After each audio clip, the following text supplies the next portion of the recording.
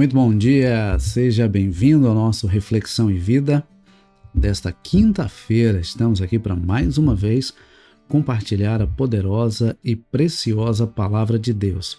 Essa palavra que é viva e eficaz e mais cortante do que qualquer espada de dois gumes, capaz de penetrar a divisão entre alma e espírito, juntas e medulas, e discernir os pensamentos e intenções do coração.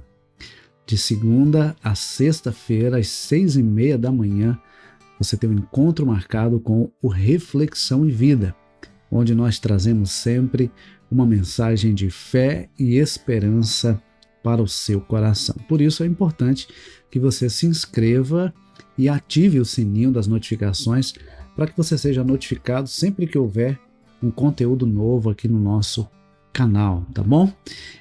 Antes de começar aqui a nossa reflexão de hoje, que vai ser em Provérbios capítulo 13, eu quero pedir para que você compartilhe o link desse programa aí nas suas redes sociais. Compartilhe aí no status do seu WhatsApp, compartilha nos grupos que você participa e envia para pelo menos uns 7 a 10 contatos no privado, convidando também essas pessoas para ouvir a palavra de Deus nesta manhã, onde nós vamos trazer diversos conselhos de forma prática para a nossa vida, tá bom?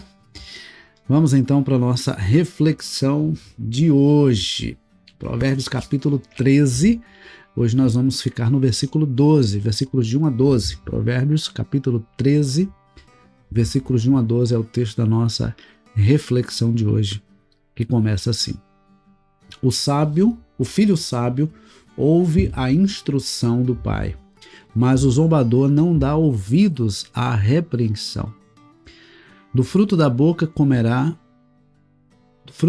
cada um comerá o bem, mas os infiéis só desejam a violência.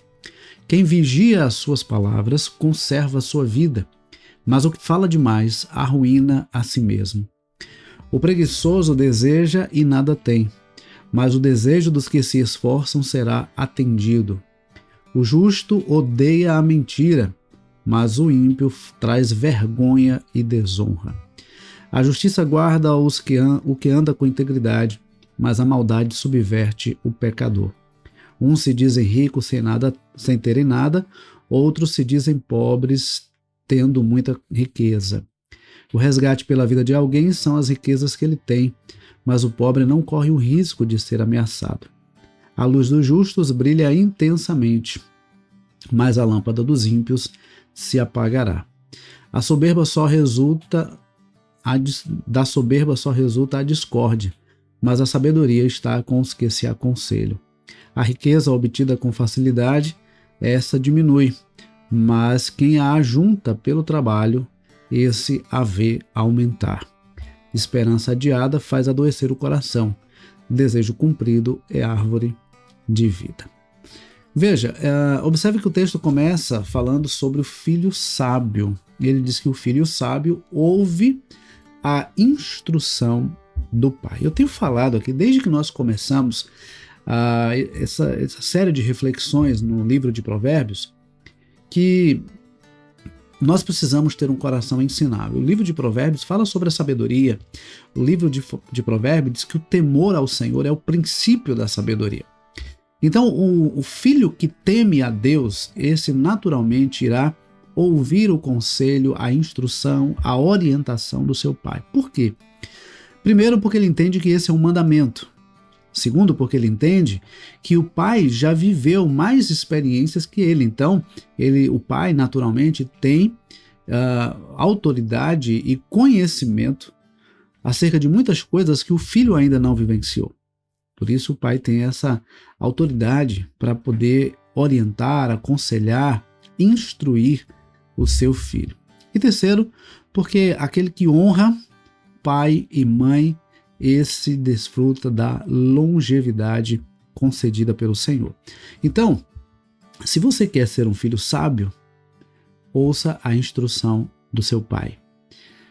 Devemos entender que essa instrução ela precisa ser pautada na vontade de Deus, na palavra de Deus, nos princípios e valores do reino de Deus.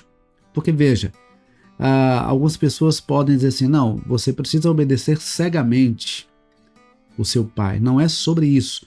Porque se aquilo que ele está te orientando a fazer é contrário aos princípios e valores do reino de Deus, é preciso pedir a Deus misericórdia e graça para resistir a essa situação, certo? Mas há um detalhe aqui também importante, porque pai não é simplesmente aquele que gera, é aquele que realmente cuida, ama, protege, instrui e orienta acerca das coisas de Deus. Então, nesse sentido, a gente já fica até mais tranquilo de entender que o pai de verdade é aquele que entende o seu papel diante de Deus em relação aos seus filhos, certo? Bom, aí no versículo 3 nós vamos ver o seguinte: quem vigia as suas palavras conserva a sua vida, mas o que fala demais arruína a si mesmo. Nós falamos aqui, salvo engano, semana passada, que quem fala demais quem fala o que quer, acaba ouvindo o que não quer. E falamos muito sobre a necessidade de termos sabedoria na forma como falamos, no que falamos, com quem falamos e quando falamos. Essa semana eu já falei também aqui sobre isso, que nós precisamos ter sabedoria no falar. O apóstolo Paulo, escrevendo aos Efésios, ele diz assim: não saia da sua boca nenhuma palavra torpe, mas somente aquela que for necessária para a edificação. E às vezes a gente pensa que palavra torpe é palavrão, mas não. Palavra torpe é toda e qualquer palavra desnecessária, toda e qualquer palavra que vai gerar destruição, toda e qualquer palavra que vai ferir alguém. Então nós precisamos vigiar as nossas palavras, nós precisamos ter sabedoria no falar. Sabe por quê? Porque aquele que fala demais arruína a si mesmo, prejudica a si mesmo, destrói a si mesmo. Às vezes é melhor silenciar do que falar demais e depois se tornar refém das palavras.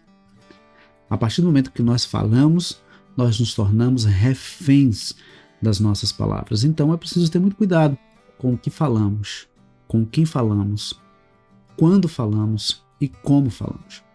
Bom, aí o versículo 4 vai nos dar também uma lição importante. Ele diz assim: o preguiçoso deseja e nada tem, mas o desejo dos que se esforçam será atendido. Há pessoas que desejam muita coisa, mas não fazem absolutamente nada para conquistar aquilo que desejam.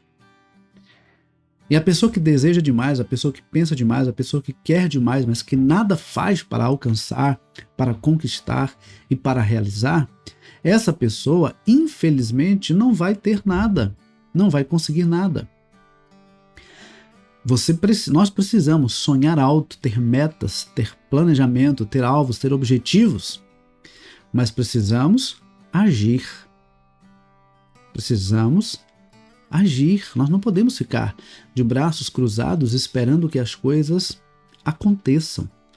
É preciso ação para que as coisas se tornem realidade. Alguém diz assim que a gente sonha e Deus realiza.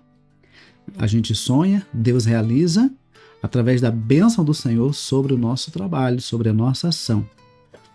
Em Provérbios, capítulo 16, versículo 3, diz assim: consagre ao Senhor as suas obras, consagre ao Senhor o que você faz, e os seus desígnios serão estabelecidos, o seu desejo será realizado.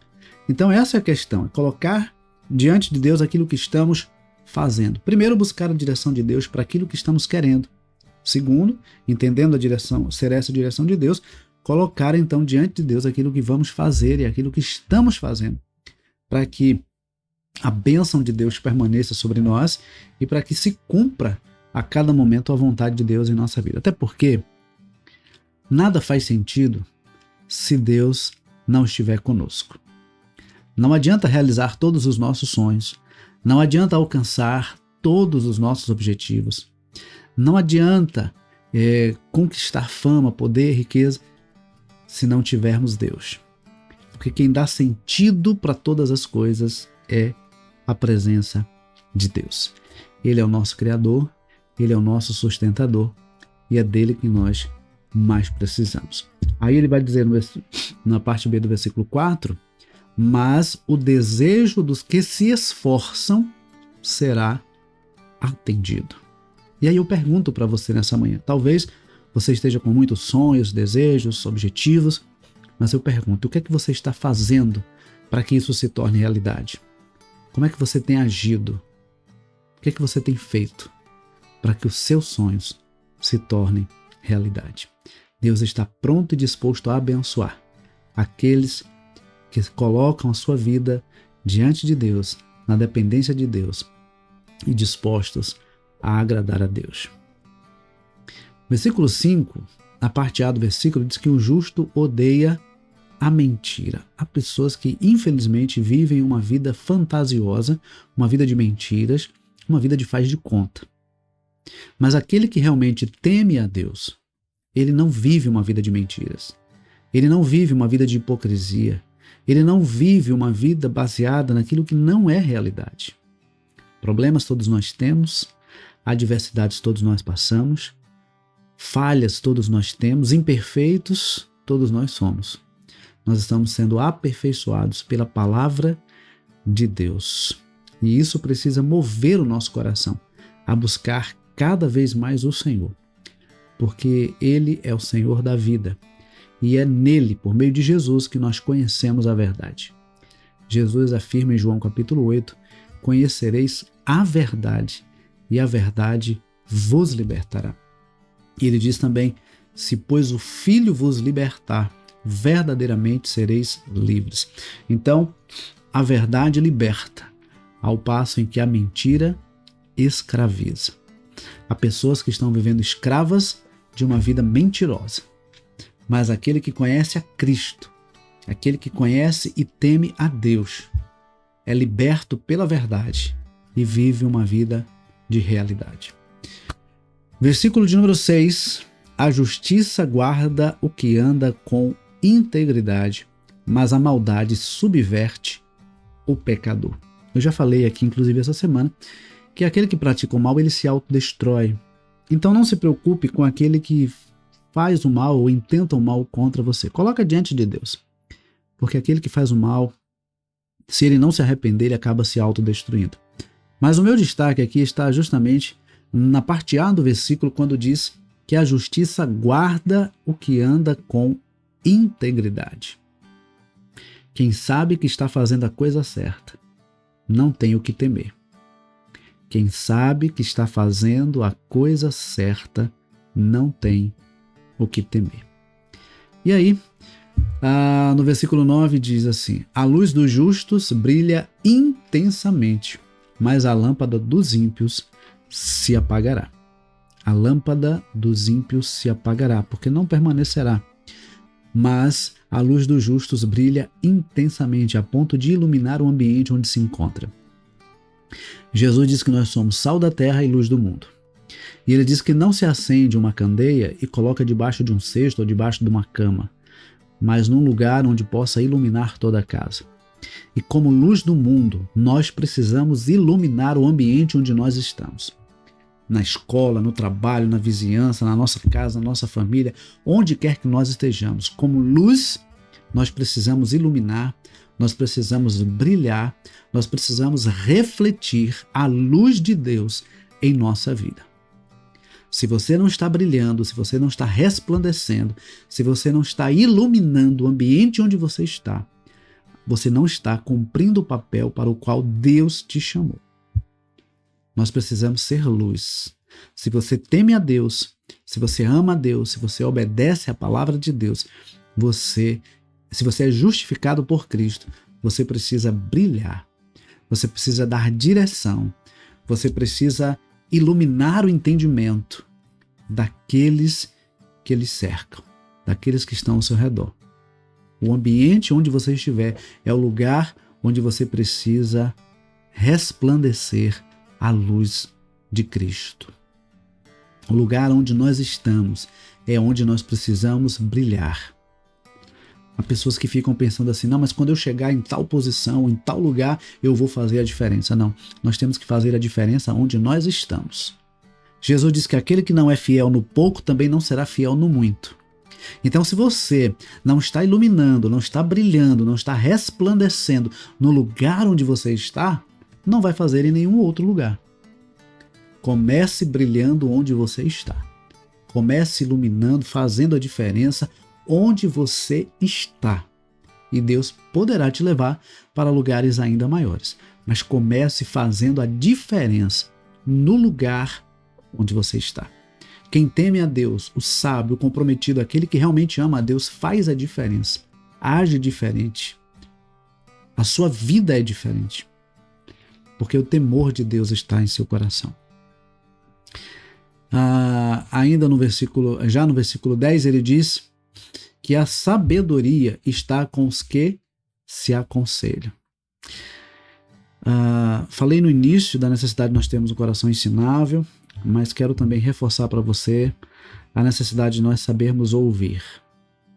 Interessante, eu estava até ouvindo uma entrevista essa semana e alguém falando assim, olha, dos sentidos, o que mais é utilizado na questão espiritual é a audição. Por quê?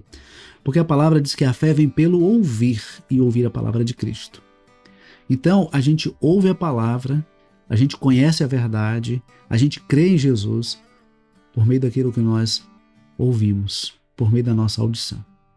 E aí fica a pergunta, a quem nós estamos dando ouvidos? E aqui fica um alerta também, não se considere autossuficiente, conhecedor de todas as coisas, para que a soberba não tome conta do seu coração e você se torne uma pessoa arrogante. Tenha um coração humilde, tenha um coração ensinável, tenha um coração disposto a aprender, saiba ouvir bons conselhos, saiba a quem ouvir e siga a orientação que você entende vir de Deus. Não siga o seu coração. Tem gente que diz assim, olha, siga a voz do seu coração. Não siga a voz do seu coração.